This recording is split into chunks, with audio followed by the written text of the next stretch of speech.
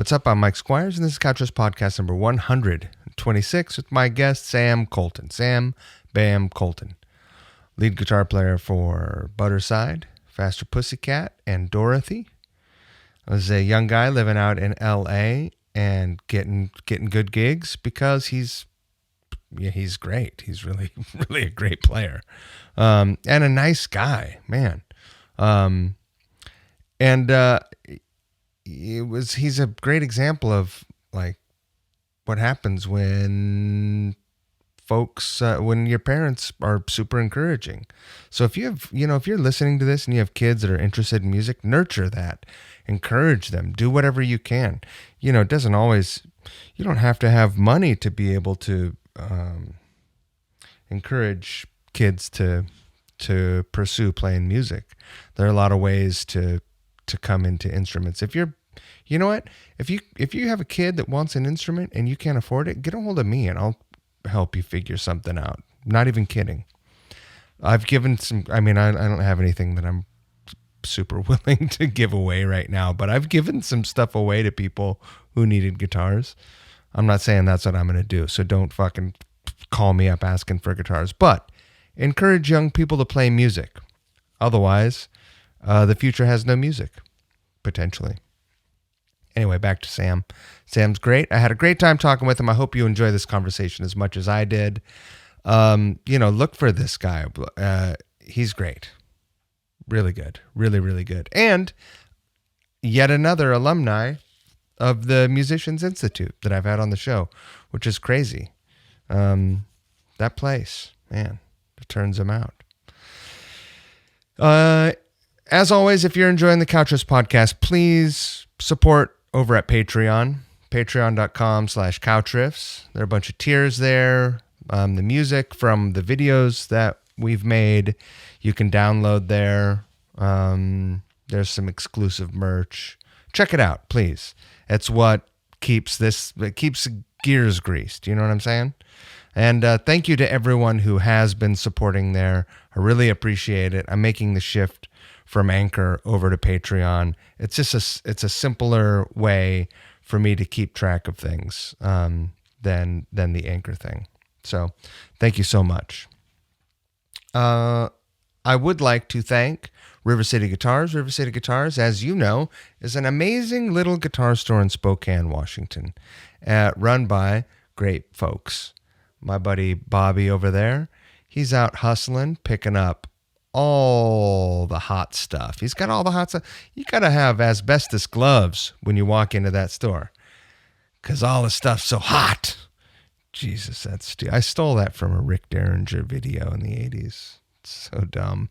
Anyway, Bobby's great. If you are looking to sell or trade some stuff, get a hold of Bobby over at River City Guitars. You can call him at 509-818-7693 or drop him an email, sales.rivercityguitars@gmail.com.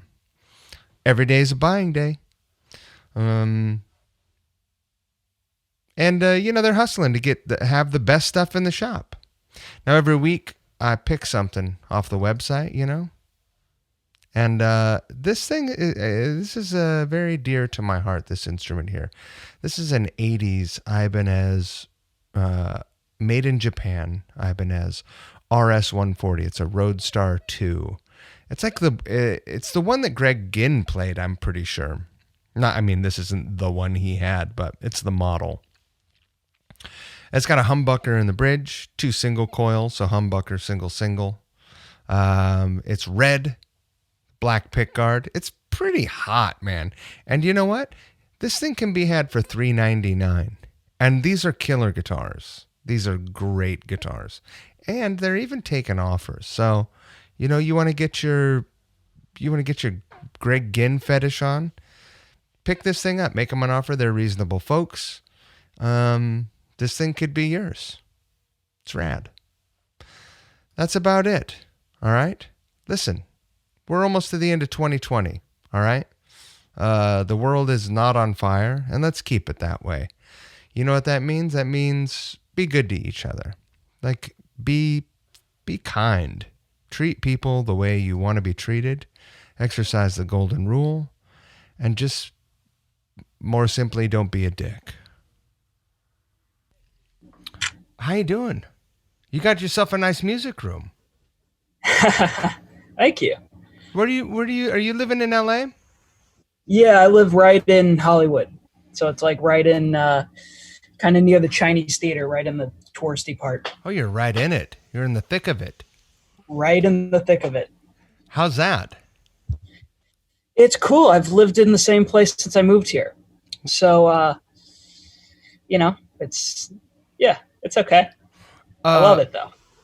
when did you move to Hollywood? I moved to Hollywood actually 7 years ago, right about around this time. So I moved out when I was 18 and came here to LA to go to Musicians Institute and do that whole thing. You did. Yeah. That was a thing that I dreamt about doing, and I don't have the skill. Luckily, grunge happened, but like about the time when I could have like maybe gone, and I was Right. just like, oh God, thank God I dodged a bullet. I don't have to test myself. I don't have to challenge myself. Um, Nice. what is that? I mean, I always imagined it being like musical boot camp, but I imagine like everyone that I've talked to and everyone that I've had on the show that has gone to MI is a pretty badass guitar player or musician, and but I imagine there are people there that are at. I mean, everyone operates at different skill levels. Yeah. Of course. Were Of there any course. Yeah. I mean, beginners there? there's different levels of just like with anything. I mean, there's different levels of players and everything, but it's ultimately it's the fact that you're immersed in an environment really where it's all just about music and it's all about just varying different people doing learn about different instruments and all different things, and then just the instructors Right. who are amazing and can really take your playing outside the box into the next level. Right. So Uh, so was that something that you had been thinking about for a while? Like how long had you been playing before you moved there? I started playing guitar when I was 10 and then moved here when I was 18. It was a weird thing because I was all set to go to college at a college in my hometown, and I was set to go there. And then I went to the lake with some friends and this great guy, Buddy Blaze, and we were talking, and he was like, what are you doing for college? What are your plans? All that stuff. I was like, oh, well, I'm just going to go to this school and do web design and this that blah blah blah. And he's like, what are you doing that for? You should be looking at MI. And MI is something that my mom says in hindsight, she's like, I always thought that was the right place for you to go. And, my mom being, the incredible human being that she is. But that's really what changed it. It was like, oh, okay, just totally change directions and One trip to the change my lake, and life. what were you going to go to school for at university?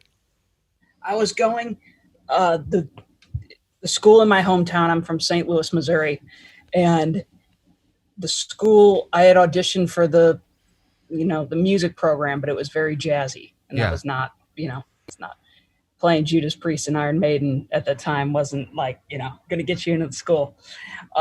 But so I was going to go for web design and like audio engineering or something, and so.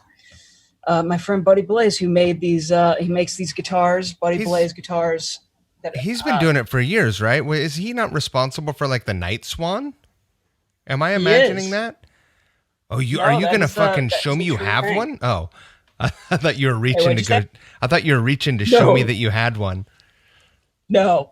I've got a few of his guitars here, but yeah, he's the guy responsible for the Night Swan, and it's with him. I had a relationship with him starting when I was like 15 or 16.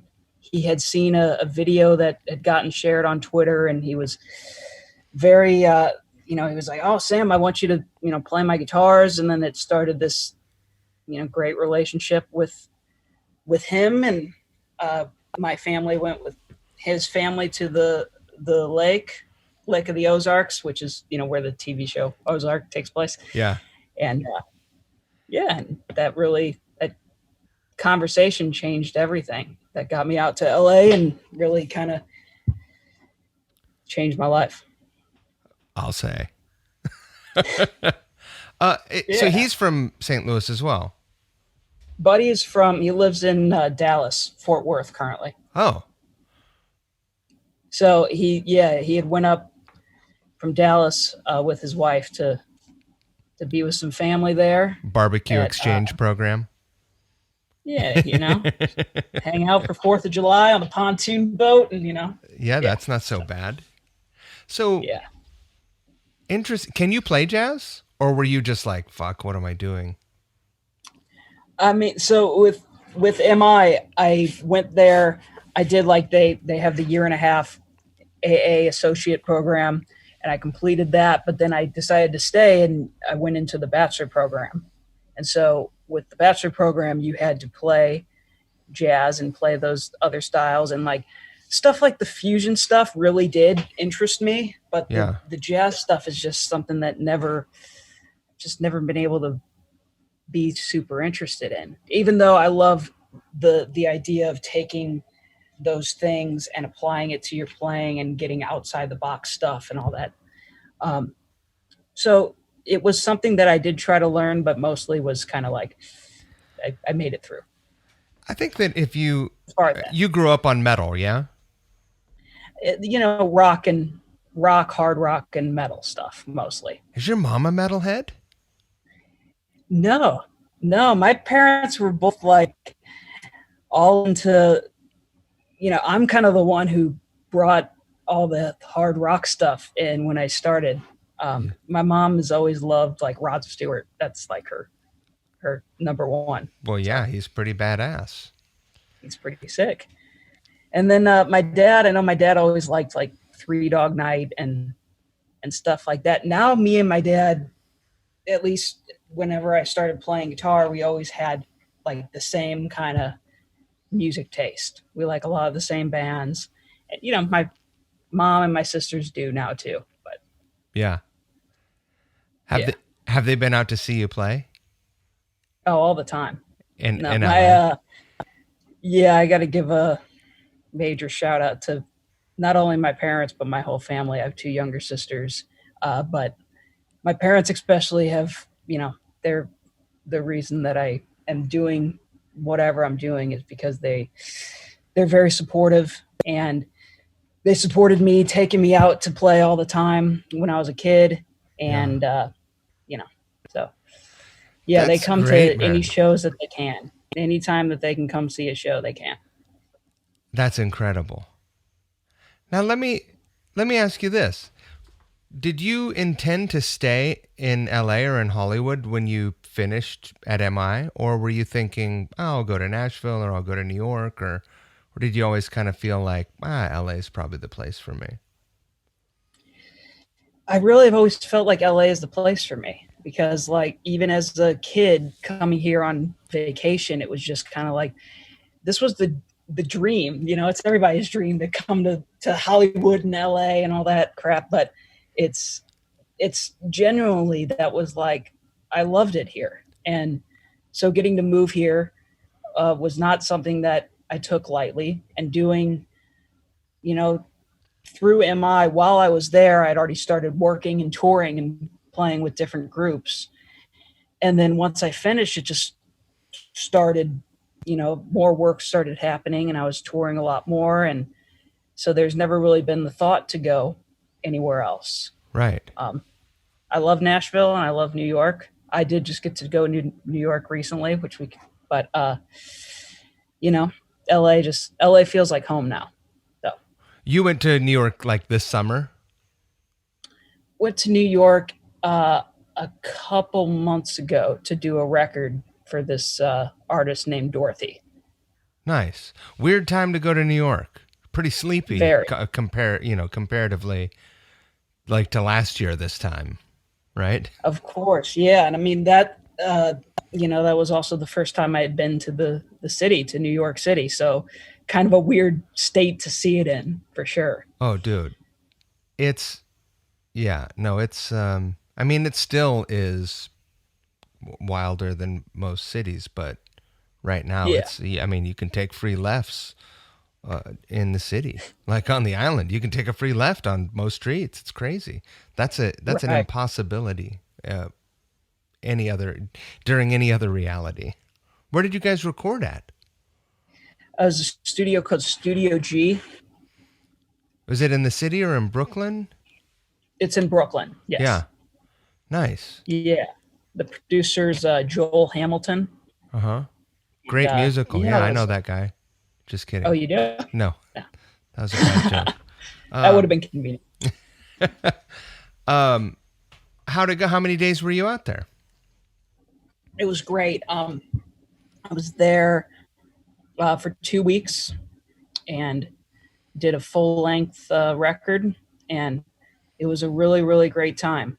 Dorothy is really great. Working with her was great. Working with Joel, the producer, was great, and it was a really, really fun experience. Was all her material written? Yeah, most of it was. I had worked with her on a few things, and she had sent me. It kind of started with her sending me a few demos, and she was like, "Hey, do you want to try a guitar solo on this?" And I was like, "Oh yeah, sure." And then that kind of evolved into me trying more, and then her asking me if I'd like to go to New York to do her record. And I'm like, "Of course, I'd love to." Yeah. And um, but no, most of the stuff was written before. She worked with a few different people writing songs. Yeah. Nice. Is it rock music or is it Yeah. what yeah. I'm gonna look that. Does she have records out now?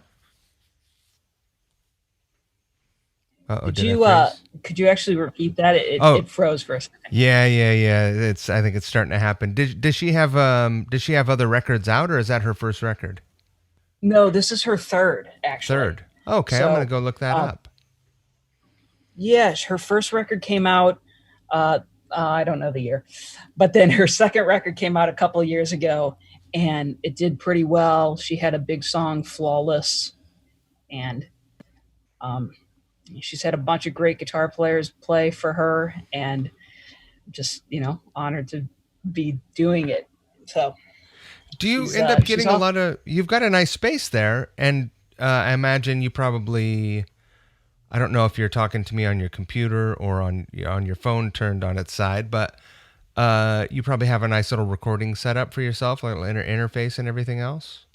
Yeah, this I am speaking to you on my computer right now, and yeah, this is my house. Is house, my apartment Yeah, is it's all music, man. It's all just guitars and amps and a bed, right. and but yeah. So I'm talking to you on the computer. I got the speakers and a little setup here to do at home recording stuff and demos and all different things. Do you end up getting calls? Do you get stuff pretty Yeah, regularly?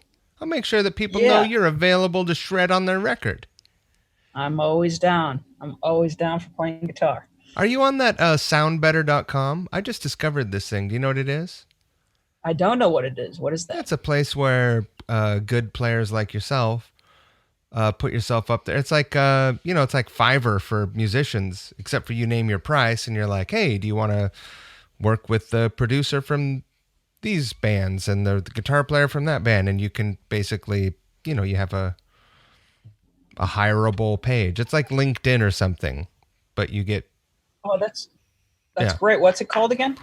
soundbetter.com.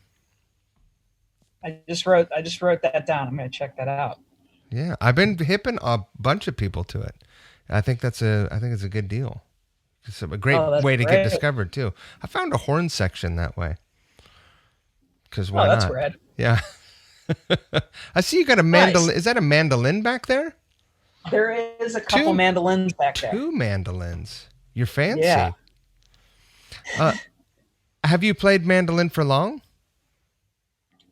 Not really. I mean, I kind of like, there was like a few years ago, a friend of mine had one. I just kind of toyed around with it because I'm like, oh, it's just the first four strings of guitar, but upside down. So Right. then I just kind of like figured it out. And then last year when I started playing for Faster Pussycat, there was this song that we put in the set that they hadn't played live either in a very long time or hadn't played live ever. And it was a song called Friends. And there's some mandolin on it. And Chad, our drummer, had a mandolin in his storage. And I was like, I'll do it. Like, I'll try it. I'll figure it out, And Yeah. so that's kind of where that started. So one of those is the one from his storage that we would use on tour. And then the other one is one that Chad, his neighbor was moving and they had a mandolin and he got it for me. So He's really been a great mandolin source for you. Should be a mandolin yeah. dealer, this guy.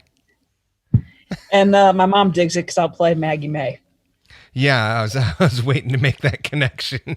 Did you learn it for her? Oh, of course. That's the first thing that I tried to figure out. That's the first thing I figured out on a mandolin, even when I played my friends a few years ago. Right. Yeah, it's probably the most recognizable mandolin song, other than like what? Losing My Religion? Is that a mandolin song? That's a pretty good one. But yeah, I mean, that's the first thing that comes to my mind is Maggie May, always. Right. That's just such an iconic line. Right. Was it I can't figure out how to play. I can strum chords and that's about it, but playing lines on the mandolin it just really screws me up. Like, Yeah, I mean, I guess it is interesting with the strings being super small and the small frets and all that, but I don't know. It's been something I haven't had a big challenge figuring it out, at least. right. So, and Have you it's fun. It's sorry. have you gotten into learning any bluegrass or any of that like super burner shredder mandolin stuff? Not yet, but that'd be something fun to. That'd be something to occupy some time. Dude, there are some wicked bluegrass mando players, man. Like Right. like heavy shredders. It's crazy. That's sick. But that's what I always imagine. You know, got a mandolin, bought a lap steel, bought a pedal steel. Always thought, oh yeah, I'm gonna really learn this thing. I'm gonna learn this thing better than I learned the guitar for sure. Never. It's like learning another language. Can you play the piano? I can't. They didn't It's make you do something that that shit at MI? I did. I did have to do that some, and I wish. I wish I had kind of spent more time on it, but it was challenging, and I always had so much other stuff going on that I wasn't really able to dedicate that much time to it. Right. But I wish I did. But I still have all the curriculum, and I have a little MIDI keyboard thing, but that it's only it's not that many keys to try to practice on. Right. It's always seemed like a thing that should make more sense to me than it does, but it's like reading a foreign language book to me. Like I feel like I can pick out a couple things, but that's about it. Right. Yeah, it'd be a really cool skill to be able to have, and it's something that I do want to do. So maybe it's something I should consider trying to pick up. Yeah. Depending on how much longer this apocalypse is going on for. Jesus Christ. So you're 10 years old and you're like, yeah, hey, mom, dad, I want to play guitar. What made you want to play guitar? Well, first of all, let me ask you this. You are most certainly, if you at 18 you moved 7 years ago, you said, to MI. So you're 26 or 25? 25. You're 25 years old. You are half the age of most of your bandmates. Is that true? Depending on the group. Okay, Depending I on the group. gotcha. For Pussycat, yes, but What other? I don't know what other groups that you are playing in. Will you tell me? yeah. So there's my band is called Budderside. It's Okay. Budderside. Yes, Okay. it's a very odd name. No, I did not come up with it. Um, uh, so that's my band, and then Do you I've sing been in that playing for band? No, I'm just guitar player. I Yeah. mean, sing harmonies and backups, but we have an actual singer. Yeah. Um, and then I've been playing for Faster Pussycat for about the last year and a half, and then just started working with Dorothy. So those are kind of the main three projects that I'm currently a part of. Awesome. All right. So you're 10 years old. You're like, guitar. That's it. That's what I want to do. This is 15 years. Oh, hang in there with me. It's 2005. Yes. What's happening on the radio that gets you jazzed about playing guitar and not getting into like electronic dance music or hip hop? It was actually from TV. So there was this TV show called Rockstar INXS, where the band INXS was doing the search for a new singer. Yeah. And so it was from that show. I was just obsessed with it. The guitar player in the house band on the show is a guy named Rafael Moreira, and somebody I've become friends with now. And he really just, I just thought he was so cool. He had like every Gibson guitar ever, and just was such a great guitar player that it made me want to start playing. Just like that. So that TV show is really what started it all. Holy crap. It wasn't like a YouTube cat video of it wasn't like the chocolate rain of guitar or whatever. It was a television show. That's insane. Did you ever watch that TV. Rockstar Supernova? Did you ever watch that one? I did. You probably met all those guys. What'd you say? Living in LA, you've probably met all those guys since. A lot of them. Yeah. And it's so really what started, I mean, even as like a little kid, I'd always loved music. You know, I had a couple songs that it's always been like songs with me for some reason, but a couple songs I was obsessed with as a little kid, like Elevation by U2 and One Headlight by the Wallflowers. Those were the two songs as like a little kid. I was like, I freaked out over them. Right. And yeah, but then that TV show is what made me want to play. And then INXS with their new singer was my first concert following that. And then when the second season rolled around of Supernova, it was just, I was so into that too. And then I got to see that tour after that as well. So you were so jazzed that you talked your folks into getting you tickets to go see the Supernova and INXS based on the television show. You're the target market. Yeah, I mean, it wasn't even, the talking them into it wasn't, I mean, they thought it was awesome because they loved INXS. Right. So they were just like, it was even them who, found out about the show. It's like, oh, we're going to watch this, like, because INXS was rad. And, yeah, your folks were probably, they were in college when Kick came out. Your parents are my age, right? My parents my dad is 62, about to be 63. Okay. And my mom is not that age. All right. I won't say my mom's age, but my mom isn't that age. She's, close, but not. Okay. And, so my parents are a little older, but my dad looks like he's like 40 something. Right.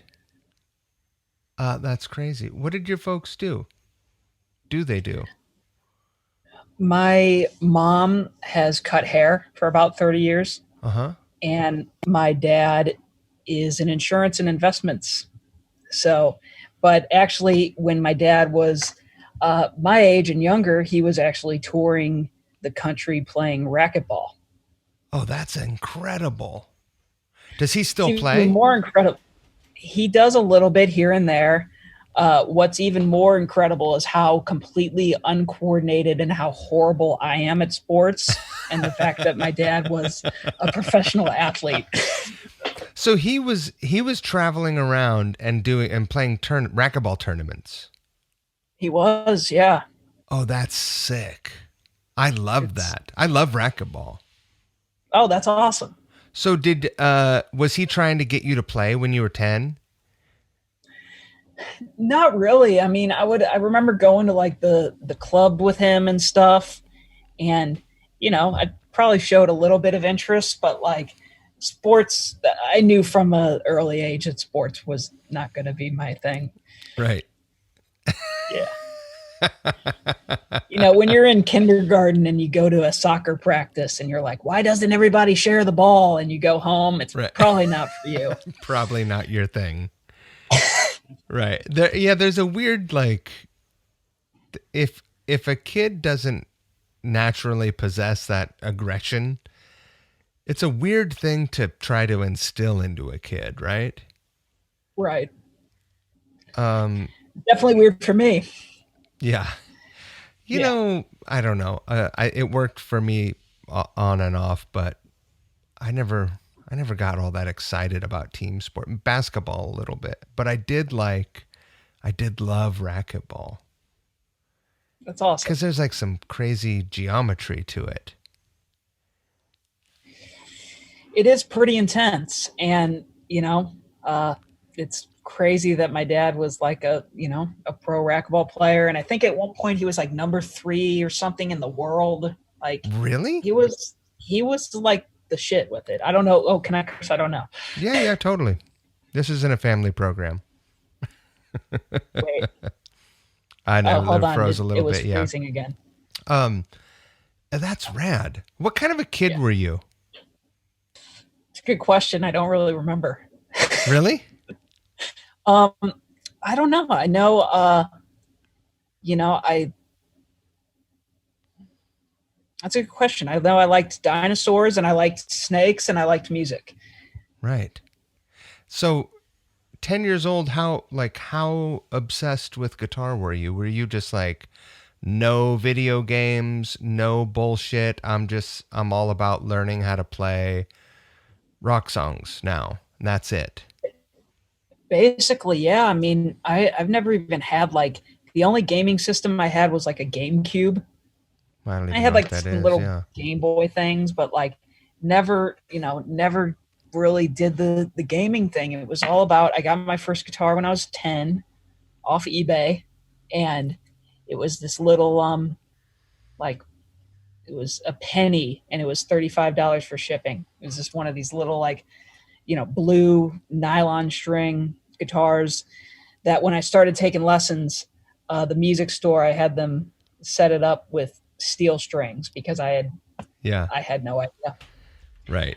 Um, but it was all about playing guitar. And then that Christmas, I got my first electric guitar, and then an What electric guitar with an amp. It was over then. what was it?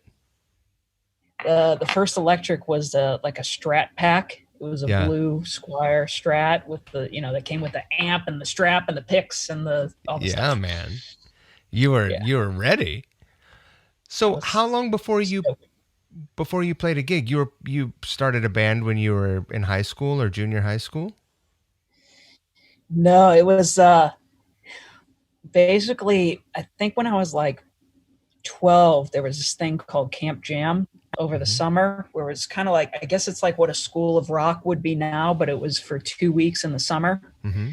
and you go there and you get paired up with a bunch of different people and you're in a band, and then you pick a couple songs and you play them that Friday night. So you get there on Monday and you rehearse through the week and learn all different stuff, and then you play a show at the end of the week.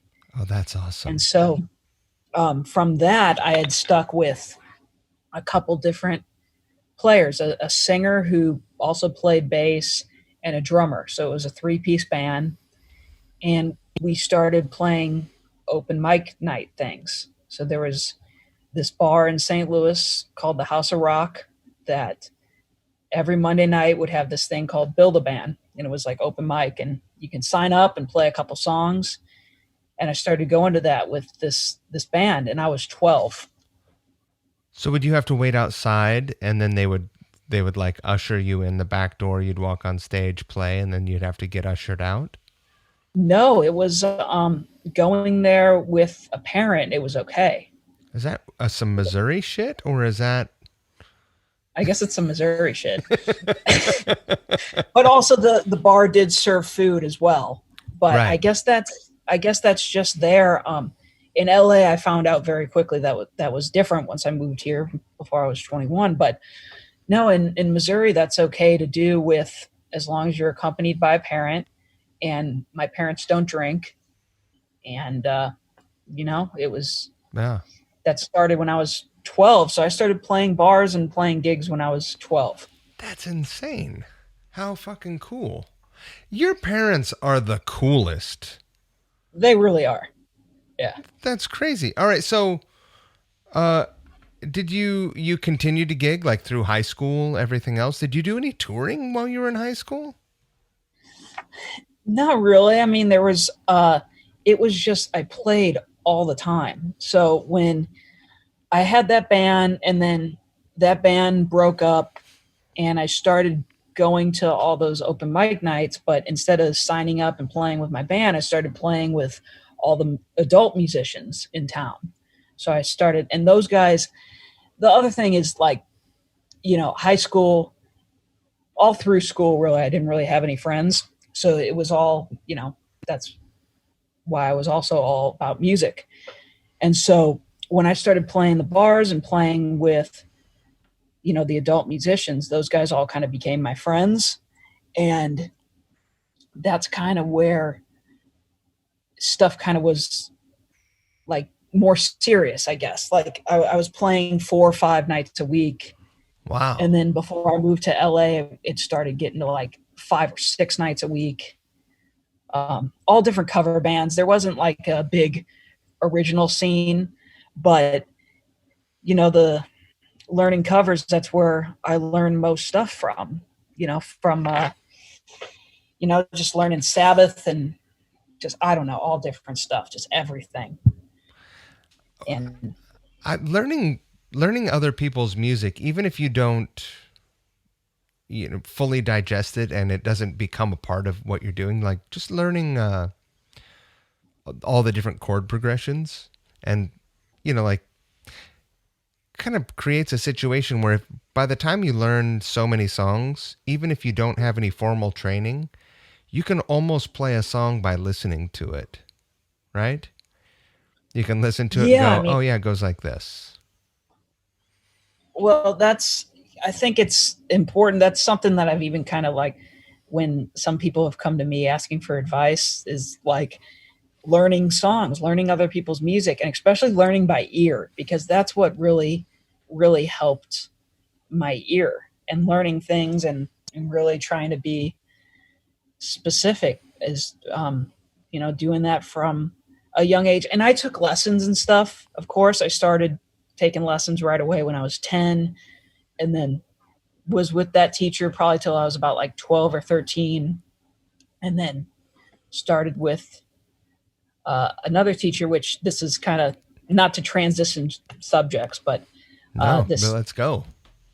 This teacher, or this guy who has now become one of my best friends, this guy named Mark Crowell. So he was this local guitar player in St. Louis that basically I was looking up to him. Like he was just like a rock star, man. He was just like, he was so cool. So then also tying in the Rod Stewart thing, my family saw him doing a Rod Stewart tribute, because I had become friends with the singer and the drummer, and they were doing this tribute show. And so we went to see it because, of course, my mom's like, oh, Rod Stewart, let's go. And then this guy, Mark, was was the guitar player. So I went up to him and we were like, oh, do you give lessons? And he was like, oh, not really, but I know some people that do, blah, blah, blah. And then a couple weeks later, he had been at the Build a Band open mic night thing, and I played with him, and we've been, great friends ever since. Yeah. So from him is where I started learning like Judas Priest and Iron Maiden and Sabbath. And I know I've mentioned those few bands a lot, but that's kind of like, it was kind of pivotal-ish because me as a kid, I only kind of wanted to play like Shinedown and Seether and 3 Days Grace. And like, that's kind of the music I had, really grown up loving. Yeah. FM, modern rock of that decade. Exactly. Yeah. And so, but working with my friend Mark is kind of like where it was about like learning the 2 guitar harmonies so that we could go up to the bar and play, Over the Mountain and like all that stuff. So that got me on a track of, all different music. And then, but that's definitely something that's been important. I feel like it has made me the player that I am. It's just from learning all different music and knowing a lot of different songs. Yeah. I ended up playing with a lot of older guys too, but everyone was always really wasted. So I didn't get to glean all that much off of them. There's a lot there was plenty of that too. I saw plenty of that, which is another big reason why I personally don't drink or partake in any of the other stuff that goes along with this job. Right. But I feel you. Yeah. No, I don't drink now. Like a lot of, you meet a lot of guys in bands in their 40s and 50s, and they're like, nope, I retired. And I am one of those guys, one of those people. Sometimes it'll take you so far, and that's it. Yeah. Yeah. Yeah. It's just, it's never been for me personally. So, of course, the last, 9 months, we've been in shutdown, right? Yes, this wonderful time. But, so, on the subject of sort of of being around, the dirtier side of Hollywood stuff, how many gigs did you play with the band in Hollywood or on tour? Did you go tour with Faster Pussycat? Yeah. So that started actually last summer. So the summer 2019 tour, I had gotten a text from Ace Von Johnson, who, somebody you've had on here before. Yeah. And he's a very, very close friend of mine, somebody that has kind of been like an older brother to me. And he just kind of texted me one day out of the blue and was like, said that he needed a sub for the Pussycat tour because he had some conflicting dates with LA Guns. And my answer was, of course, yes, I'd love to do it. And so I went on tour with them. And so a few shows into the tour, they were basically like not going to let me leave. Yeah. So they're basically like, you're not leaving. So I'm still there. Yeah. When you are out with a band that you probably have seen a lot of pretty funny stuff from people who come out to the shows. I mean, there's every day's an adventure, really. That's correct. Every day's an adventure in any case on tour, but right. Especially with Pussycat, because those guys, they're a fun group of guys, but they are a genuinely really great group of guys. And for sure. They came from an era that comes with its own reputation, right? Yeah. There's just a lot. There's very much a reputation there. Right. But honestly, I can't say enough how nice and and sweet all the guys are, and how, you know, uh, I hang with them all the time, and uh, I generally love all the people. How many days did you rehearse before going on tour? Uh, it really wasn't that much. I I imagine mean, you're a quick study. I'm a pretty quick learner. Just again, going back from learning songs a bunch as a kid, that kind of Sure. prepared for this kind of life. And yeah, so I learned the songs in about like a weekend, and then I met with Ace to kind of go over like some specifics on a couple things. But then other than that, I think we did 2 or 3 rehearsals, um, Great. and not even like as the full band. Like Tammy sang one song at the last rehearsal. Uh-huh. He came in for like 7 minutes. He sang one 4-minute song, and then it was like, all right, cool, see you at the gig. Good job, kid. That's where it started. Right. That's crazy. How many? So that was a rehearsal for a gig or a rehearsal for a full-on tour? No, that was for the full-on like 40-date tour. Was it a headlining tour? Yes. So you were learning like 20 songs, 15, 20 songs? About 20, because there was a few alternates. Yeah, Right. every night the set list was probably 14 or 15 songs, and then there was a few alternates. Um, yeah. Yeah.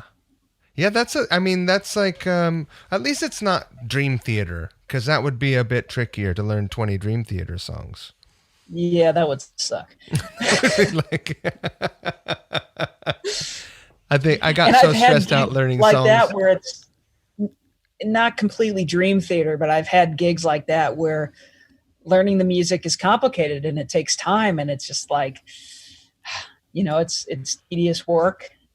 But Pussycat, the stuff for me wasn't really hard. The hardest part about it was like playing the solos correctly and kind of getting that into my head, because Right. I never heard most of the music. I heard a couple songs, and I had seen them once or twice for a second from playing like on the same festivals a couple times, but I didn't really know the music. So the solos were kind of the hardest part, because I didn't want to be up there just playing whatever. I wanted to be playing, Right. true to the song.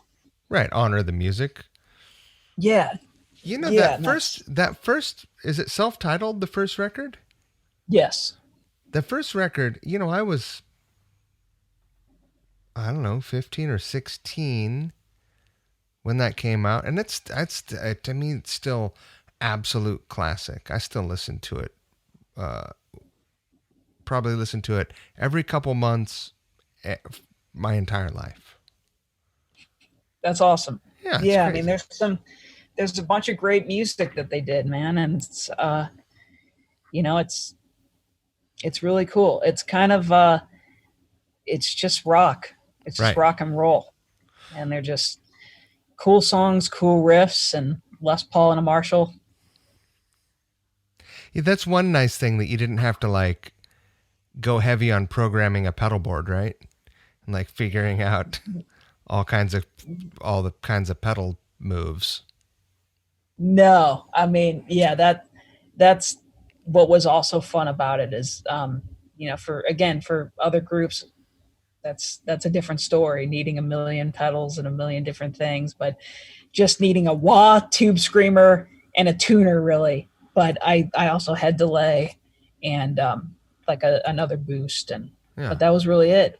Just really simple, just 4 or 5 pedals, and even that was kind of a lot. Right. They're like, "Hey, what's up, kid?" Oh, what about tell me about your band. Budderside is it's a band with 4 of my best friends. Mhm. They've been around a little while. I had played with them about 3.5 years ago. I had gotten called by the singer to sub when their original guitar player left, and then Well, it was longer than that, actually. Probably like 4 years ago, because it was still while I was at MI. Yeah. And they had a tour come up, offered to go out with LA Guns, actually. So Oh. this was pre-Ace in the band. And but I couldn't do it because I was still finishing MI. So a lot of different stuff happened and a lot of member shifts happened. And now we're here, and we recorded a record. So the second, there's one record that's been out, and the second record has been in the process for a very long time. I recorded it about 2 years ago, but I just got the text actually yesterday confirming that we have some release dates. Oh, great. So it's slated for the early spring, and but more about the band. Budderside was actually the first band signed by Lemmy to Motorhead Music. Really? Yeah, so they had a label, and Patrick Stone, our singer, used to roadie for Lemmy, and he worked for Motorhead, and he at some point sang for Steven Adler, and he sang for a bunch of different groups, and so that's kind of a little bit of backstory on the band. Yeah. But And so it is decidedly like guitar heavy rock music. yeah, definitely. I mean, there's yeah, it's a lot of there's some synthy kind of stuff and all that kind of stuff, but it's mixed in with the heavy stuff. So Yeah. it's synths under heavy guitar riffs and stuff. Wait a minute. What is your singer's name? Patrick Stone, Where is he from? he's from out here. He's from Northern California, actually. Okay. Who is that? There's another guy that sang with Steven who tall, skinny guy. Jacob Button. I don't know. He sang in Adler, that band. Yeah, I think that would be Jacob, Got it. possibly. Yeah. That guy also can sing. He can sing very well. He can also play guitar very well. That guy can fuck the guitar up. Oh. Like insane. Yeah, where the fuck did that guy come from? He's from like Kentucky or something, right? Jacob's from Alabama. That's what I said. It's crazy. Does he still live in Alabama? Yeah. He just like No, he lives down the street from me. Oh, dude is like an anomaly. Yeah, he's pretty insane. So Ace, you and Ace and this guy and Jacob, you guys make up a little like the Hollywood Triangle. You guys live pretty close to each other. We do. Even the whole Pussycat band, just minus the second guitar player, Christian, he lives out in Nashville. But other than that, the whole band lives like with the same 2-mile radius. Right. It's pretty crazy. That is crazy. I almost moved to LA twice, but I I got off tour and I dropped everyone off. I barely went home. I think I went home, grabbed some clothes, got my bike, my road bike, and put it in the van and drove down. And I decided if I can ride my bike around LA, and this is 2002 or 2003. There were no bike lanes then. I was like, if I can ride my bike around here, I'll move here. Fuck it. I'll do it. And I did it for 2 days, and it just wasn't happening, man. I moved to Portland, Oregon. Much more bike-friendly place. But Nice. are people riding bikes around down there now? A little bit, but I don't really see too much of that. But even though there is bike lanes, Right. but No, I it's don't see still fucking too much of that. dangerous. Yeah, it's just because Yeah. there's a bike lane doesn't mean it's safe to ride a bike in it. Like people are driving their cars in that shit. Yeah, not at all. What's Plus, the also all the sidewalks are so uneven and all that. And just, what is the vibe in Hollywood right now? I mean, since with everything this year, I've heard that. I mean, I guess I heard that a lot of shops on Melrose have closed. On the Strip, certainly things must have closed down. The bars are closed.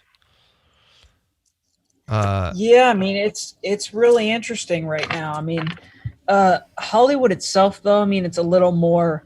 There's tourists out, and it's a little more normal. There Just are. everybody's wearing a mask. But Whoa, wait a minute. I got a like, question. okay, Like all the fuckers that dress up like superheroes and cosplay people that are out in front oh, of they're like still there. right, do they have secondary masks over their face? Or do they just have the regular masks? Like do they have the I Spider-Man? haven't seen that. That would be pretty funny. I guess That if you would have be it would be hard to get something behind your ears if you had a Spider-Man mask on. exactly. Yeah. No, and I haven't seen too many of those guys, but I also do try to avoid the boulevard like the plague if I can, Sure.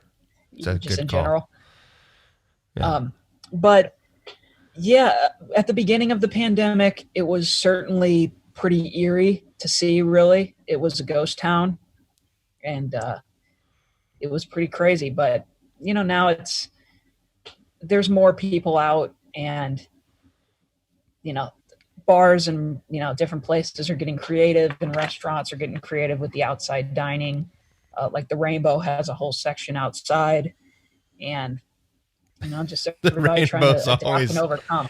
half all the best stuff at the Rainbow happens outside anyway. Right.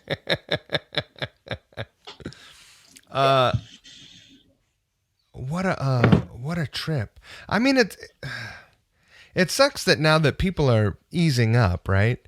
And they're like, "Oh, I mean, everything's cool, right?" And now cases are like spiking like crazy, right? Hey, let me tell you. I mean, it's hard to say. I mean, I don't always really like to, everybody's got different opinions on the matter, but it is hard because it is starting, to become kind of the flu season also, Right. getting colder. I mean, even in LA, it's chilly right now. Let me tell you a crazy story. It was 73 degrees here in upstate New York, November 11. That is insane.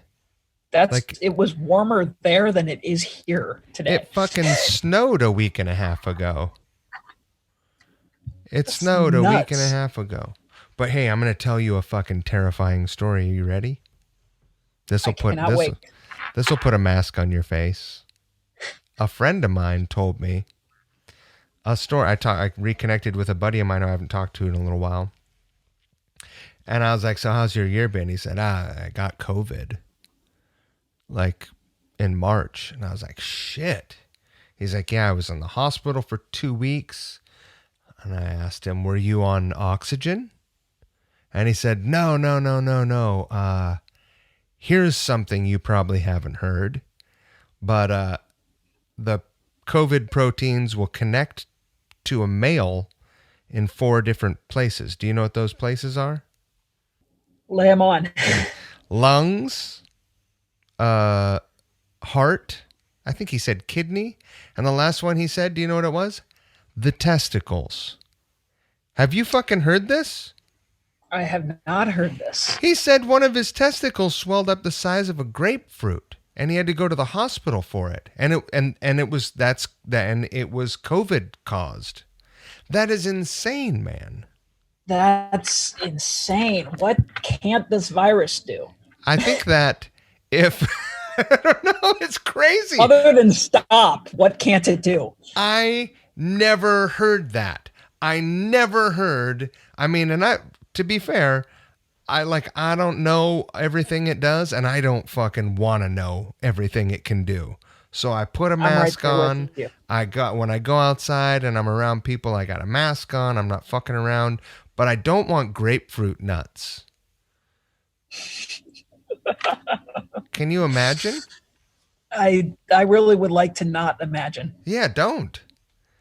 Anyway, wear a mask, Now the folks. stuff that yeah, I think that wear a mask, wash your hands, stay safe, if people saw a eat smart. photo of his testicles, they would be like, "Yeah, I'm gonna wear a mask to Home Depot or whatever." I will tell you the couple things that did freak me out is the fact that I saw a few things where people had to get fingers amputated. What? Have you seen that? No. I saw a few articles where people had to get like fingers and like even like somebody had to have a leg amputated. There was somebody who From sadly COVID? passed from COVID. Come on. Supposedly, but Because I of mean, like some it's circulatory shit? possibly, I guess, because yeah, there was somebody who sadly passed away, but they were doing this show here, Rock of Ages. They just Mm-hmm. started this up at this club here in Hollywood. My friend is the bass player, and the singer, the main singer for it, passed away from COVID, but he had to have his leg amputated like before he passed away. It was just it's so crazy to even talk about, but it's something that I've heard that happens sometimes. What the fuck? So there's that. My mind is a little bit blown right now. Like I don't understand. See, these are things that people aren't hearing. I think maybe I'm not paying attention enough. But Or maybe I'm just on Facebook too much and I'm really trying to cut down on that. But it's possible. Yeah. What do you think that like? And so to hear for someone like yourself to hear that one potential outcome of getting COVID is you could lose a finger. That is fucking terrifying, yeah? Yeah, not stoked about it. Right. I mean, you lose a finger and then what? You got to learn how to play the drums. Yeah, I mean, I guess as long as it's like the pinky, I'd be fine. But I mean, tell yeah, that to no, Jeff that'd be, Watson. no, it that would not be fun, and it's definitely you know, it's a concern, but then at the same time, it's a hard thing to really kind of to balance out, you know, like the negative effects of also, you know, being, you know, locked away and quarantining is, you know, there's negative effects to that as well as far as people's mental health and all that stuff dude. goes. And, you know, it's just, I don't know the answer.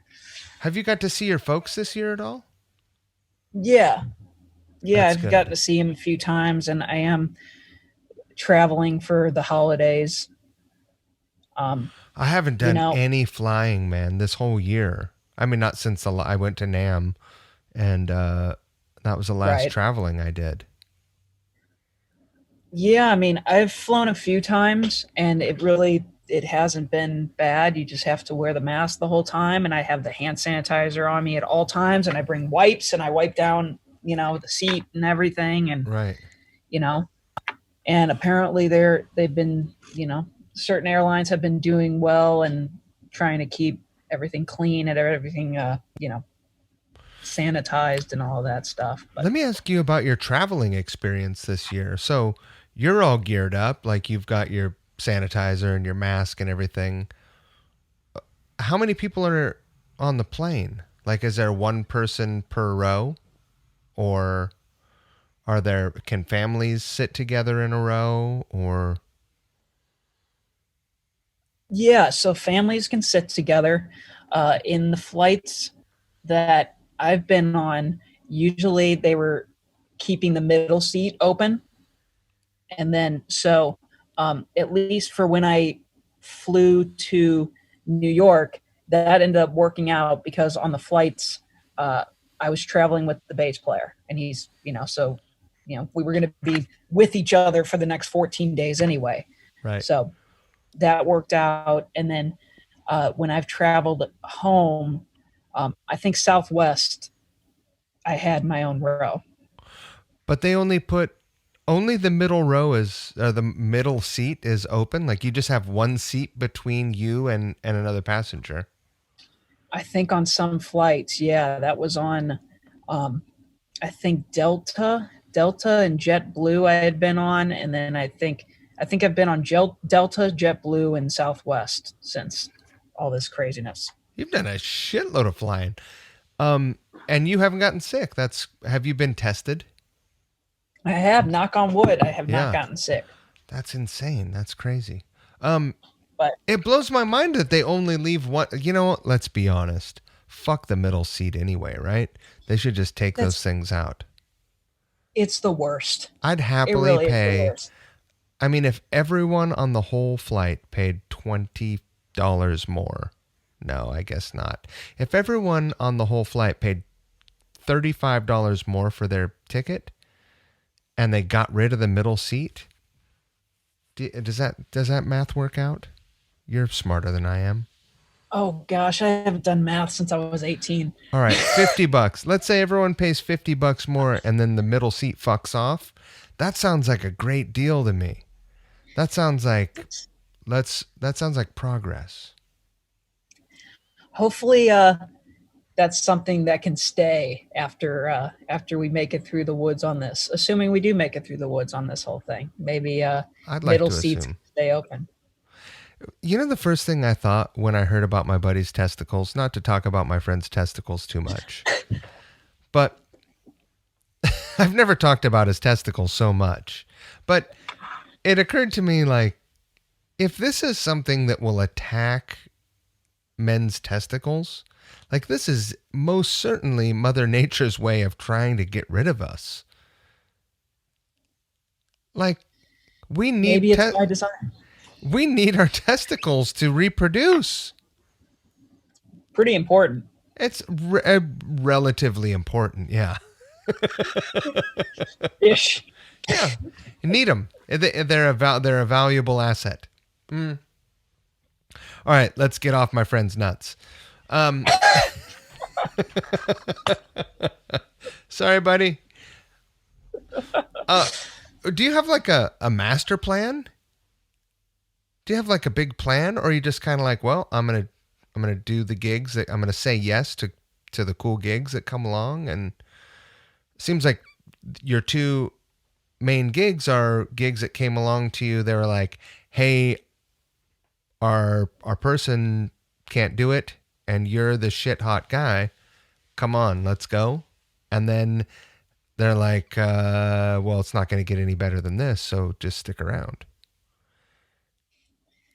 I mean, really, the master plan is just whatever. It's whatever pays the bills, and I love playing guitar. It's really that's all I do is literally just eat, sleep, breathe. It's all guitar. So just getting the opportunities to play with Pussycat, for me, that was a big step up. So Yeah. that was very, very cool, and is very cool, especially because I've gotten to be a part of working on new music with them.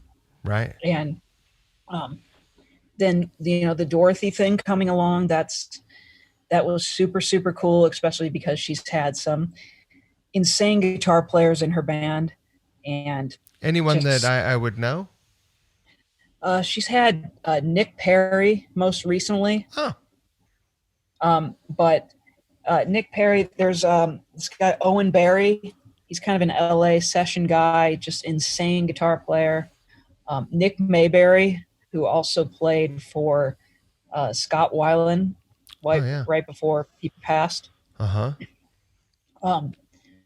So she's had some some pretty great guys. And then, with my band Budderside, there's a lot of a lot of people in the corner with that group, and there's a lot of good stuff that's starting to take shape, and just really excited to see where it goes.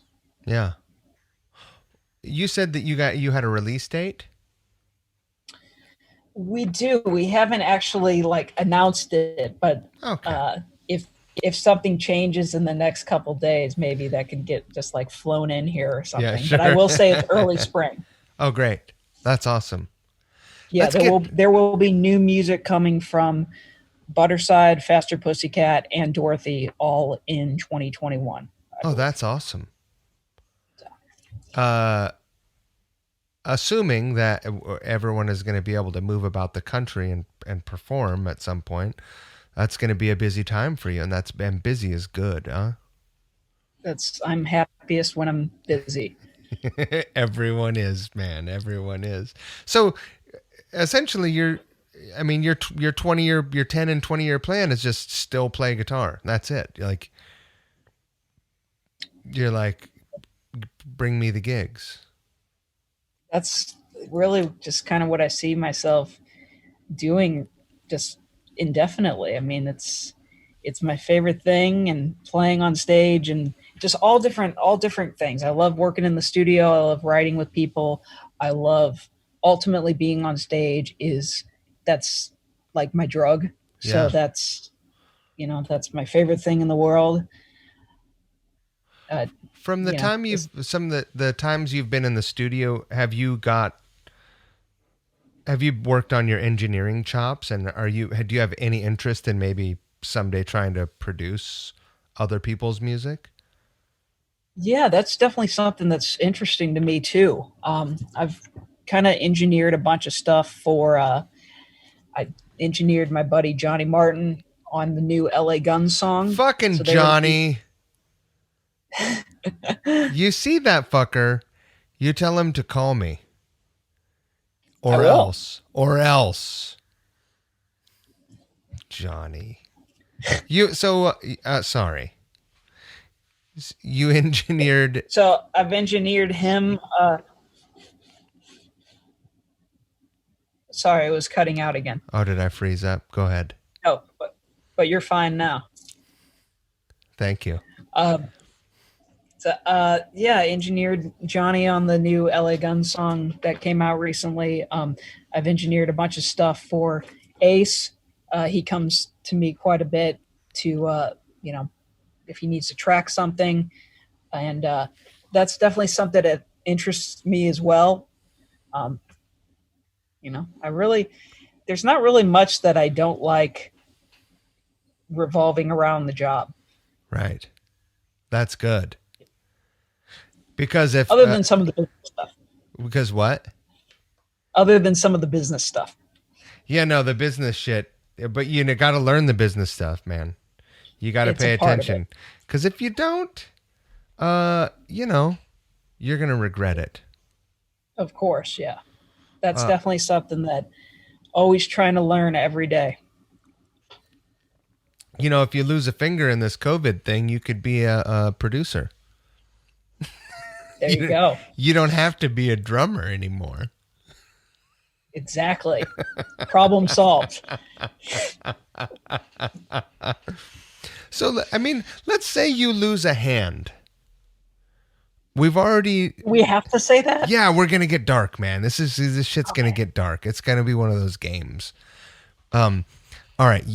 Let's say you lose a hand. We already know. You're right-handed. You lost your Yes. left hand. We already know you're not going to be a racquetball player. Like you didn't get that gene, right? You didn't get the racquetball gene. Is there anything else that interested you? You were just consumed with music. This is it. Yeah, just it would have to be I'd have to get creative and figure something else out. Nothing. There's not Or even really start working on my singing chops. right. one of the, I would just have to get creative because for me, I mean, this is just all, you know, this is what I live for. Right. I would be a bank robber, I think. You know, That's a pretty good gig, yeah, I think. It's a pretty good gig. that'd It be a good pays. gig. It pays. I think the hourly, if you break it down by the hour, it's pretty good. Yeah, and you got the masks for it too. Everyone's got a mask right now. Everyone's set. You know what? I wonder if bank robberies have gone up this year. I've been thinking about that too. I'm not even joking. Like I've been thinking about that. And you haven't Googled? You just thought about it. You haven't researched it. Yeah, me No. neither. Yeah, I that wonder extra if, step is a lot. do you think that there are more armed guards at banks? Oh fuck, I've been to a couple banks where you can't even go inside. They're only Yeah, drive-throughs. I haven't been to the bank in this whole time, so I wouldn't know. But what? Huh. Yeah, perhaps they're just like taking that whole thing right out of the equation. You're just like, you're not going to rob us because you're not going to come in. Right. I don't think I've been. That's one of the beauties of modern technology, right? If you get a check, you can take a picture of it and zippity doo dah it away on the internet, and the money goes into your account. That's black magic. And I didn't even find out about that till recently. What? It's well, by recently I mean like months ago, probably before the pandemic. But like, I told my dad that I'm like, hey, you do know you don't have to like cash a check, right? And his mind was like, You're like, just take a picture of it, Dad. Get the app. yeah, The it's apps crazy. are ruling the world. And then in 2 to 3 business days, it is deposited into your account. It's insane. Usually less. Yeah. Before we go, tell me about the guitars you have hanging on the wall.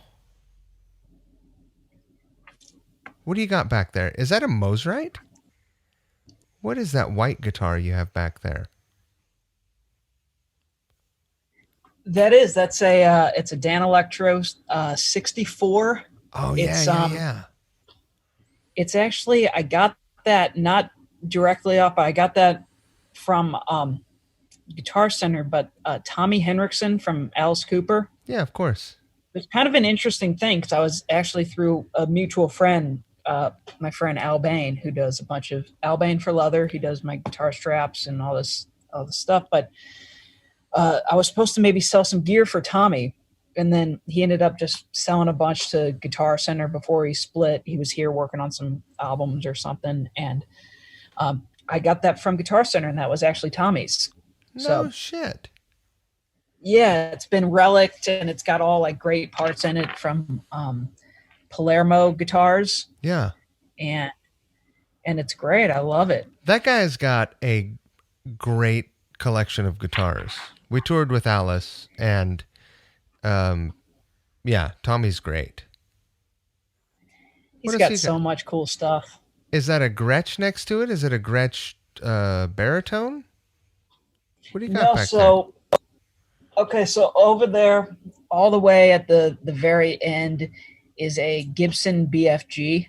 I like those. That's probably my favorite Les Paul of the last 15 years. Yeah, they're really cool, and I've used that. I used that all over the Budderside record, and it's a really good guitar. Does it have a P90 in the neck? Yes. Rad.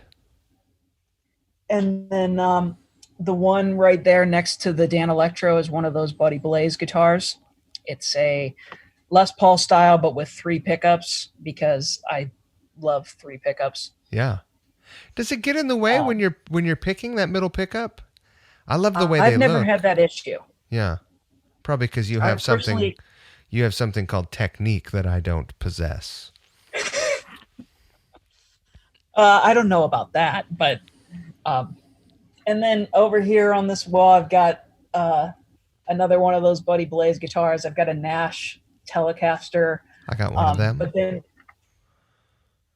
what'd you say? I said I got one of them. I got one of them Nash Tellys. Yeah, dude, they're great. But my main guitars, I've got two Les Pauls that are my favorites. One is a 2004 classic, and the other one is a 71 custom. Oh, good. Both I acquired from Craigslist. Really? And, Did you did you score them, or was it like pretty fair? I scored them. Nice. Yeah, I scored them. Nice. And because the custom especially, that's kind of where my Les Paul craze really started, because that was always like, the Black Beauty Les Paul custom has always been like my dream guitar. That was like, right. I don't know if I'll ever be able to reach getting one of those, but I'd love to have one of those one day. And it's just all these stars aligned. I had gotten some settlement money from an accident where I'd been rear-ended by a drunk driver. Oh, and Jesus. That, settlement money had come in, and then a friend of mine shared the Craigslist link to that guitar, because I was kind of just looking around, and I was like, just looking at toys. And I saw that guitar. I got like no sleep. I was emailing the guy at like 4 and 5 a.m. and then I got up at like 8 a.m. to go see it. And now it's been yours. one of my favorite guitars ever since. Let me ask you this. Did you acquire that Les Paul at the expense of having a trunk that won't lock because of the drunk driver rear-ending? So, no, that was actually the car that got damaged was a rental. So. Oh, lucky dog. Yeah. You didn't have to worry about having your car totaled or whatever. What were you driving? Fucking Tercel? It was like a Toyota Camry. What was the driver in? I don't know. Like something bigger? Was that terrifying? No. It was, it was not fun. Yeah. So, yeah, that whole thing it was actually my dad was driving, and then a friend of mine was actually in the back seat. And I had just finished a gig at the Whiskey, and, we pulled out, we went to a 7-Eleven afterwards just because everybody wanted like a Powerade or whatever. Right. And we pull out and got rear-ended, and the luckily everybody was okay. My friend in the back seat was okay. It was a good thing that there was gear in the back, because she probably would have gotten more affected than she did. But right. But the two guitars I had got completely just smashed, and but they were luckily able to be repaired. That Buddy Blaze was able to work some magic, and I have one of them right here, and then one of them I have at home in St. Louis, just because I needed to. Hey, let's play a game. Pull that Buddy Blaze guitar down. Let's get a good look at it.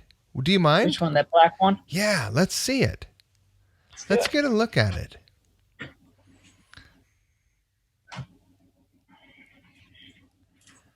I remember going and looking at his website at some point. Yeah, that's pretty hot. You got the John Sykes thing going on with that guitar, don't you?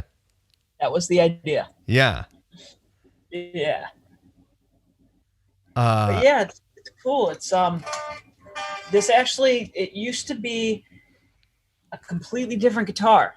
This is not one of the ones that had gotten repaired. This one actually right here is one that got repaired, but this was a completely kind of different guitar that it's a really long story about it, but Buddy refinished it, and I had kind of wanted the John Sykes kind of thing. Yeah, dude. Pick guard and all the chrome. And I picked it up from him while on tour with Pussycat last year. So then I picked it up and then basically just directly started using it in the gig. Rad. And I bet it looks fucking great on stage with that pick guard too, right? Yeah, it's definitely really cool. It's really cool. This is the love of my life. You can do You could do a hell of a lot worse than that. That's the classic. Yeah, The this classic is the is class. essentially a standard, right? Kind of, yeah.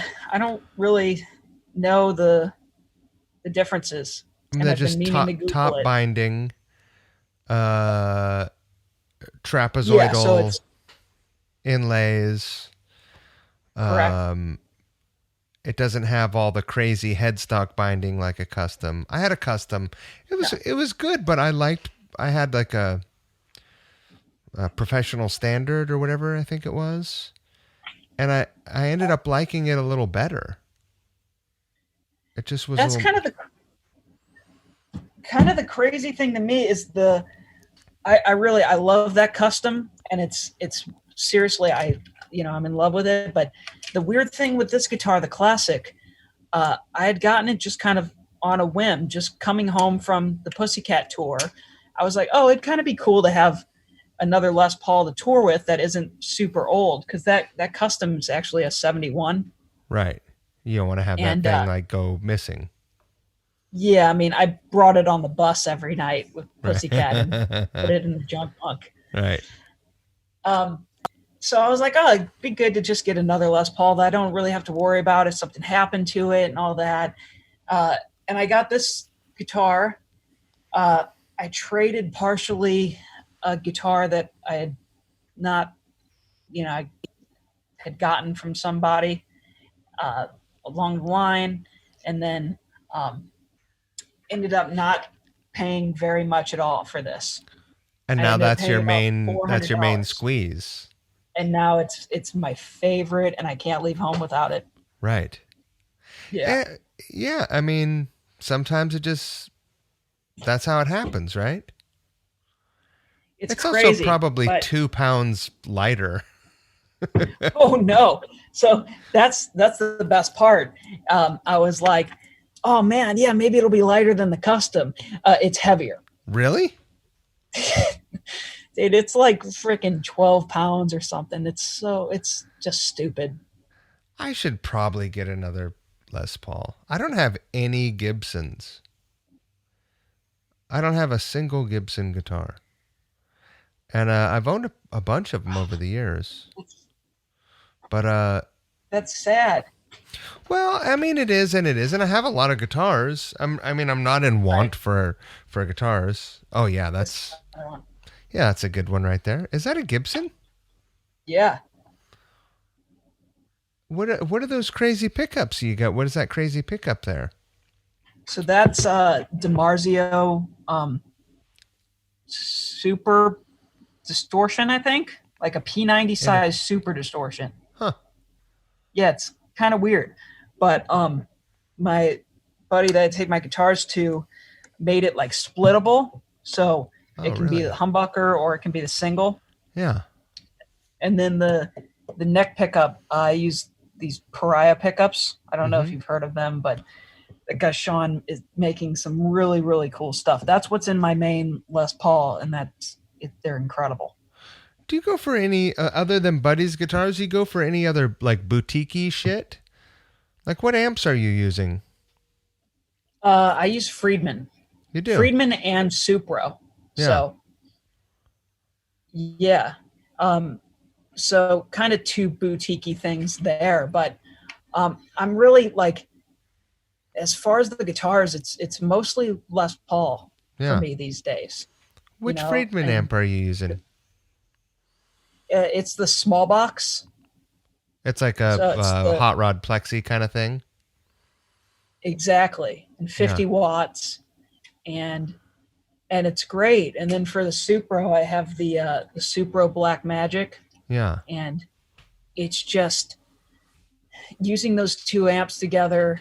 I'm using the Friedman kind of more actually on the clean channel with, and then going in front of both of the amps is this pedal, this the Solo Dallas Schaefer replica, Mm-hmm.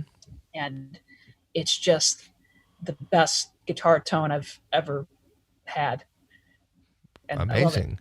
The Black Magic is that an EL84 amp?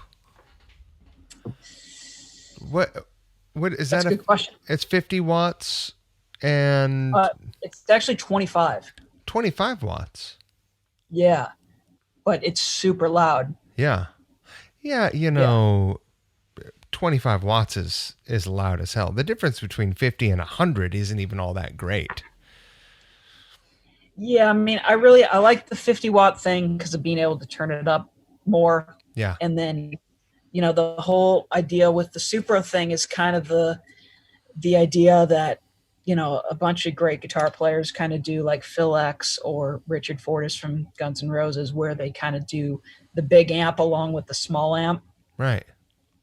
And that's where I kind of got the idea from, and especially because recording Dorothy's record, the guitar tones are pretty huge, and there's not a single half stack on the whole record. It's all small amps. Combos. Yeah. Dude, my go-to recording amp right now is a 3.5 watt combo. That's awesome. It's like a one volume, one tone. It's called it's a satellite amp. Do you know they're out of San Diego, right? Yes. And I disconnect. It's got like a 6-inch speaker in it. I disconnect it and run it through my aux, and it sounds fucking great. And I can, I can use pedals now. I don't have to deal with plugins. That's what I've been doing forever, Yeah. We live in the golden age of technology where, you couldn't used to get away with recording guitars in an apartment. But now, I mean, now you can. Now you can do everything in an apartment. Right. You can land an airplane in an apartment. Not mine. But Yeah. Am I looking at your whole apartment? Are you in a studio? I am in a studio, yes. Good for you. No, so there's another wall over here. It's yeah, you can kind of see there.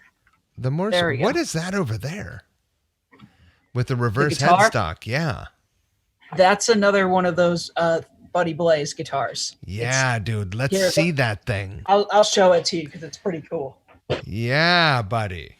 Yeah, I don't remember what it was. I wonder if maybe I met him at NAMM. I don't remember why I got on a kick where I was, it's almost set up like the Night Swan. Like the pickup. Exactly. Maybe that's why I got on a Vivian Campbell kick. Vivian was on Couch Riffs, and I think yeah. Oh, that's sick. And you got to be in a video. You got to be in one of the performance videos. Well, I'll send you the playlist and we'll pick a song. I'm so down. I don't want you to do anything shreddy. We're going to do something fucking that no one is expecting. It's kind of my thing. I loved I love the Rod Stewart one, going back to Rod Stewart again, but I loved it. Send that one to your mom. Oh, I did as soon as I saw it, because I'm like, wait, William Duvall? Because Alice in Chains is my favorite band of all time. Rad. They still are fucking great, man. They're still such a great band. He's amazing. He's such a great singer and pretty awesome guitar player, too. And cool dude. Really cool dude. Yeah. I think I went down the Vivian rabbit hole, and then I started. And I think that's when I heard about Buddy. What else did he was responsible for some other things, though, not just that guitar, right? Yeah, I mean, he made a bunch of stuff for everybody in that time. I know he did some stuff for Tom Hamilton and Joe Perry, and like he was a tech for Trent Reznor with 9 Inch Nails, and teched for a lot of bands. Just a lot of different stuff. Yeah. I'm gonna hit that fucker up. Double B, you're coming on the riffs. Yeah, man. He's great. He's got so many stories. That's something that especially like 16, 17, 18, kind of always hearing, all his stories and all that stuff. It was really cool. Right. And his connection with Vivian, because Vivian's always been one of my favorite guitar players, Oh, and dude. just yeah, insane. Yeah. No, he's fucking great. He's Yeah. great. He was on the Couch Riffs. He was in a video in the original format where we were on a couch together, and I have a backing track, and we do Cheap Sunglasses, and he plays it and sings it.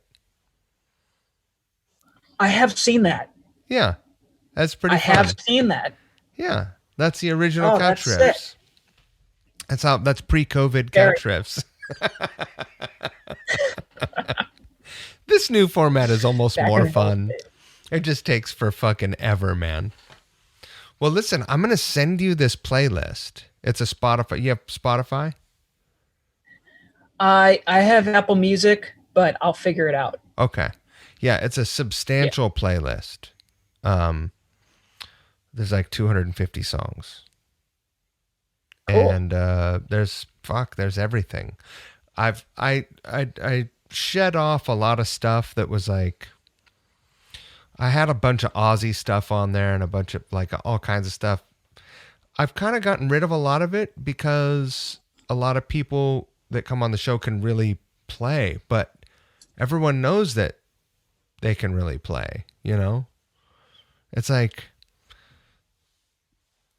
theoretically, if I were ever had Zakk Wylde on the show, like I wouldn't want to have a song where he just shreds. Like, exactly. I want to see him play fingerstyle. I want him to do something that people don't. I want him to play bass. Like I want him to do something, but also stand out. So we'll find something really cool. We'll find something fun and cool. No, man, that sounds great. I'm totally down, and yeah, I love that. I love that it's something different, not just what you'd expect. Right. Yeah. Well, yeah. That's been my go-to for 49 years. Listen, man, I've had a great time talking with you. You're not a great time too. You're a lot nicer than Johnny says. Did I freeze up again? Fuck, what a terrible time. You froze up again. I just made a Johnny joke is all. I said I guess I'll hear. You're a lot nicer than when it comes out. You're a lot nicer than Johnny says. Yeah, that sounds like a Johnny Martin thing. Yeah. Well, listen, I'm going to see you around on the internet. I can't wait to hear all the new music. If in the next few days you have some releasable information about that stuff, send it along, and I'll put it. I very much appreciate it. I'm gonna put some hyperlinks in the podcast description that go to the 3 respective things. Will you send me a message that has a link to Dorothy's music so that people can follow through on that? For sure. Awesome. Or and lastly, God, I'm asking for the fucking world. If you have any, you see the posters that I make, the funny little posters for the podcast. If you have a couple of good photos of yourself playing guitar, where, like you're not cut off at the forehead and your headstock isn't cut off. Like I need to see full instrument and, instrument up really. Cause that's how much of you will be in the poster. If you have a good photo that I could chop up, send it along or send along a few if you have them. Would you mind? I got that for you as well. Awesome. Thanks, man. I appreciate it. I appreciate it. Well, listen, thank you so much for giving me so much time. Don't get COVID. Don't lose your fingers. Don't get giant testicles. Don't lose a leg. And shred. Man, thank you very much for having me. This was a lot of fun. Thanks, dude. It's nice to talk to people. Huh? And don't die. Don't get COVID and die. Well, I mean, I'm going to try. I mean, someday I'm going to die, but hopefully not today or tomorrow. I got shit to do. I got to edit this podcast. Right. Have a great night, ma'am. Thank you too. All right. Be good. You too. See ya.